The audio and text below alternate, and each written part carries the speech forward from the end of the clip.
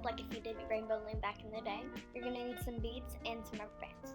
So first you're going to thread the rubber band basically through like the bead, and you'll see here it's kind of tricky because we had to do it multiple times, but just get around 21, 22 depending on how big of a size wrist or ankle you have.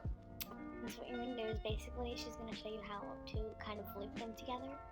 So just watch.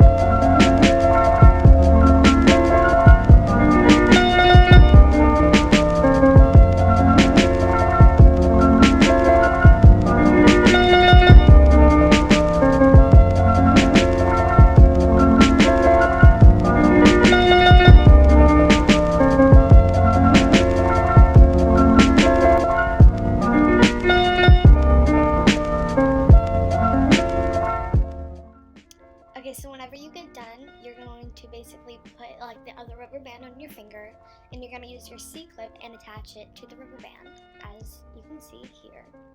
And then you're going to take that and like put it on the other side, and so you have a full bracelet.